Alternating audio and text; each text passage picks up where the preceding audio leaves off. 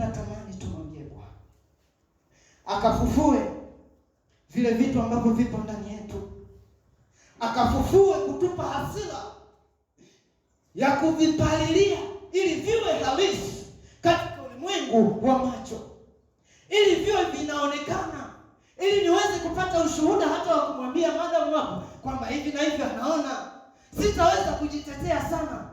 Leo natamani tumwambie Bwana afufue baadhi ya vitu ambavyo muda mwingine tulianza kuvipotezea.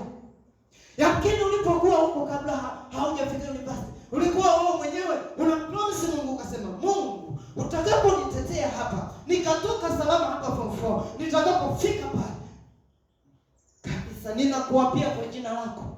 Ninaapa kwa jina lako. Siapi kwa ajili ya mbingu. Ninaapa kwako Baba. Kabisa mimi nitakuwa mwaminifu. Mimi nitakuwa mwaminifu kwako. Nitajitoa bila kujihurumia. Halo. Nitajitoa bila kujihurumia. Kuna kitu ambacho utakaponipitisha hapa, wewe fikiria, inawezekana sio tu kwenye masomo, hata kwenye familia. Leo mkini mlikuwa mnapitia kwenye pagumu. Hata wewe mwenyewe personal, kuna wakati ambapo ulikuwa unapitia, lakini ukapromise Mungu kwamba Mungu, mara baada tu ya hapo ukinipitia na kuhakikishia kama alivyosema Yakobo, Mungu utakaponisaidia, hakika nitakaporudi nitakutolea fungu lako. Ukinisaidia nikapata GPA ya hivi kwenye hii semester ambayo sioni, sina mwelekeo, ninaona tu maruerue, ninaona kama ukungu mbele yangu, ukinisaidia, kuna vitu 1 2 3 nitakufanyia. Haleluya. Nabii Habakuki ameona hivyo. Anaposema kwamba amesikia habari za Bwana. Maana alipozisikia akafananisha na mazingira, akamwona Bwana kumbe anakusudi jema. Na anaposema nami nimeogopa, sio kuogopa ile ya kuogopa mtu hivi, ni ogopa ya heshima, ya kumheshimu Mungu, kutambua nafasi yake, kutambua position kwenye maisha yako, kwamba Mungu ni nani. Nimeogopa, nimetetema mbele zako, nimeogopa. Leo natamani tupate watu wenye hasira, na kile ambacho Mungu anakiona kwenye ufahamu, kile ambacho unakiona, tupate watu wenye hasira. Ndipo uelewe kwamba kumbe nilikuwa ninacheza, kumbe nilikuwa ninatania. Kama nilikuwa ninaomba, basi nilikuwa ninaomba kidogo. Kama nilikuwa ninasoma neno, nilikuwa nasoma kidogo. Kama ninakula mara 3 kwa siku, ninakula breakfast, ninakula lunch, ninakula na dinner, lakini kuomba ninaushukuru tu muda wa kula. Ameisha, ninapata tu dakika 2. Ninapoamka, muda mwingine ninaamka nimesahau kuomba. Tupate watu wenye hasira ambao leo watatamani kubadilisha na kuanza kuyaishi yale ambayo yapo ndani yako, hata kama ni makubwa. Wale ambao wana solution kwa ajili ya nchi, ambao watasaidia hili taifa letu. Taifa letu sio shida ni katiba, hapana. Hata katiba ikibadilishwa, bado taifa litakuwa kwenye shida isipokuwa na watu sahihi. Kwenye hii katiba mbovu, akipatikana mtu ambaye ni mwaminifu, wakipatikana mawakili watakaosimama kwenye hizo nyadhifa mbalimbali, kuna mambo makubwa yanaweza katendeka. Miaka 60 na ngapi bado tunategemea, wakati sisi ndo tuna madini pekee ya Tanzanite. Afrika sisi pekee yetu ndo tuna mto, watu wenye glacial saisha. Tuna ziwa lenye kina kirefu. Afrika pekee sisi ndo tuna mlima mrefu. Manake ni taifa la ajabu. Manake ni taifa lenye kusudi na Mungu. Watu ambao wataheshimu muda hasa tunapokuwa chuo. Muda. Watu ambao hawataangalia tena mambo ya uongo ya movie. Maana kuna watu ni waaminifu kwenye mambo ya movie. Maskini wa Mungu hata hapa wapo. Humo kwenye simu zao, wale wasio na laptop, wengine mna movie. Sijamsema mtu, lakini wapo. Mwambie jirani yako, je, wewe? Tunapoteza wenzetu wamefanikiwa kwenye movie, aliuawa. Lakini kwenye movie jamaa bado yupo, ila kule aliuawa. Na kwenye movie nyingine tena tunakutana naye, ya pili nayo alikufa, lakini kule bado anaishi. lakini bado ndani yako nasema rakataba, Bwana wewe umeniita kuwa solution kwenye kizazi changu. Rikataba, libo sai na makali, rikapapapa. Ndio mtu unaspendi. Muda mwingi unaposema nikiboleka tu, mimi ninapokuwa sina mundi, kitu cha kurefresh ni movie. Lakini wewe ni mtu ambaye una kitu kwa ajili ya taifa. Kama ni kompyuta yako imejaa. Lakini leo hii tupate watu hata wawili tu ambao watachukua maamuzi magumu. Sijakwambia movie ni dhambi, sijakwambia mpira ni dhambi, lakini najaribu kukwambia wapo watu wengine ni waaminifu. Anaweza akakaa masaa 3. Hivi mechi moja ina dakika 90. Kumbe sasa mechi 3. Hivi mechi 3 zinakuwa na masaa mangapi? Mangapi? 270. Walimu wa math mko wapi? Zina dakika ngapi? 90 mara 3 turahisisha maisha.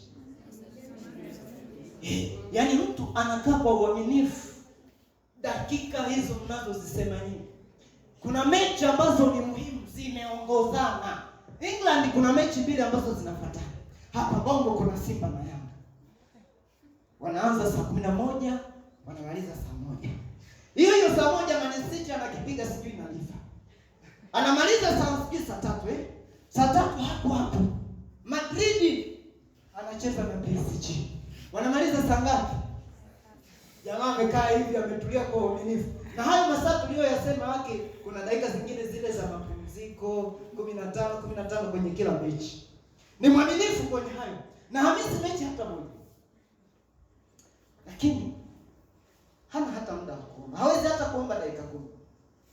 Kama ataweza kuomba basi ni yale maombi ya mwenyekiti wa maombi ama mwenyekiti ametuhimiza twende kwenye maombi. Na mwingine yupo lazi hata kuacha ibada akaenda kwenye maombi. Na mwingine yupo lazi hata aache kipindi akaingia kwenye mechi. Najaribu kukwambia hivi. Hivyo ni vitu ambavyo shetani, mimi sijakwambia moja kwa moja ni dhambi. Ni vitu ambavyo shetani anajaribu kuwekeza kwenye kizazi chetu. Tutumie muda mwingi sana huko kuliko kwenye mambo ya Mungu. Yamkini huko ni kwa wanaume sana, alafu wadada kwenye movie. Haleluya. Haleluya.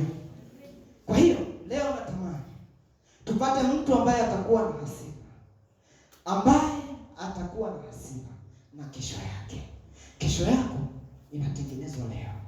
Usitafune kesho yako kwa ajili ya uzinzi. Ulikuja peke yako. Lakini kwa kuangalia movie tu unaona kama dada mkenzio kanavyofarijiwa, halafu ni kanachoo, ka Filipino ama eza ni Katuruki ama eza ni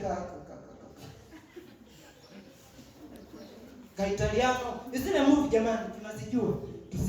Tusiingie sana hapo kidogo. Tunazijua. Yaani kuna muda mwingine kameboleka, kamechoka, kanakuja kamkanga, kanafariji usoni. Na wewe unaona, unatamani unasema okay, kumbe inawezekana Na wewe unatamani upate wa kukufariji, wa kukutia moyo. Unapoteza maji, unaitafuna kesho kabla haijafika. Kitu ambacho natamani niambie kizazi changu. Kizazi cha nini? Kwa sababu natamani na mimi niwe solution kwenye kizazi changu, ambacho kizazi changu na wewe mwenyewe umo. Tutumie muda mwingi huko. Leo tupate mtu ambaye atasema, Bwana, nimesikia habari zako, nami nimeogopa. Aanze kuona na nini zaidi ya mama mkwe na baba mkwe. Movie na kupoteza muda. Atenge walau hata masaa 3, walau hata dakika ngapi kuomba.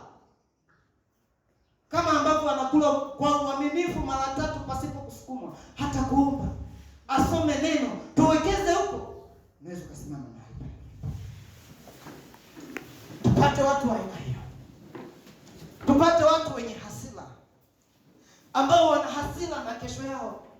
Watu ambao wanasema, ni kweli Mungu nilikuomba kwa habari ya chuo na nimefika kwa uaminifu. Lakini itakuwaje nikimaliza chuo?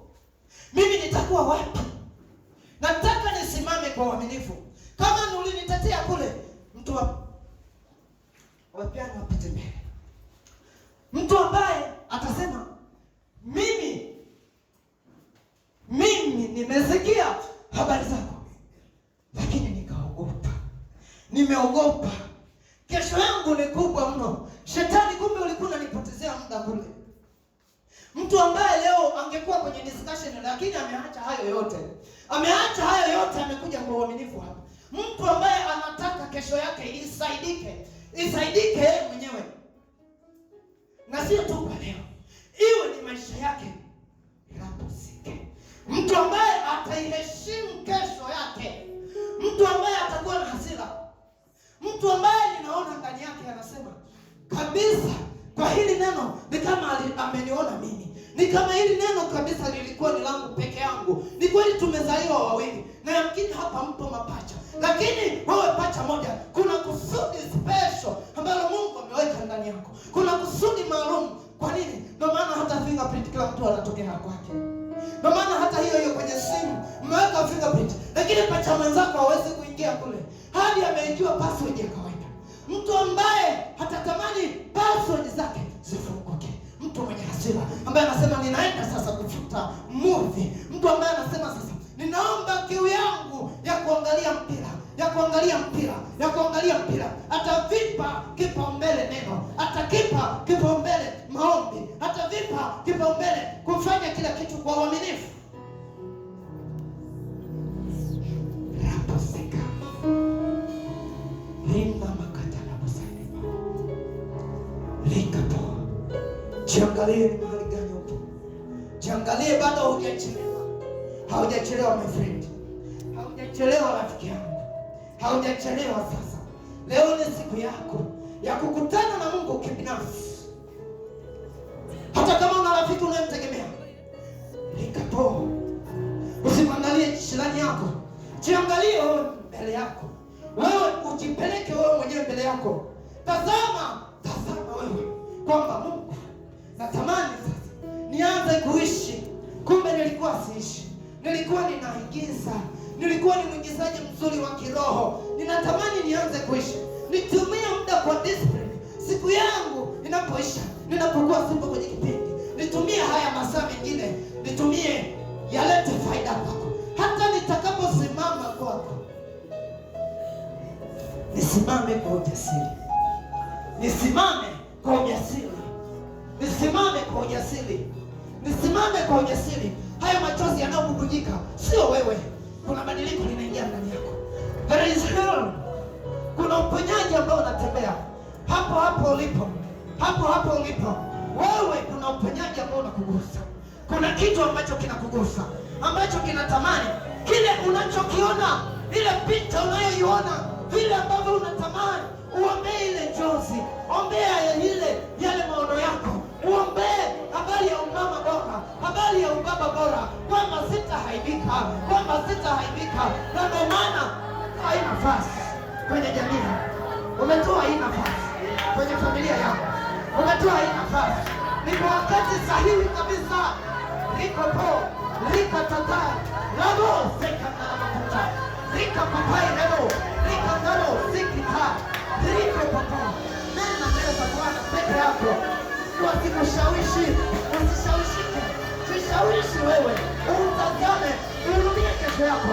Yamkini familia yako ina kila kitu, lakini nikwambie vile sio vyako. Kuna makosa unatakiwa uvipate na sasa.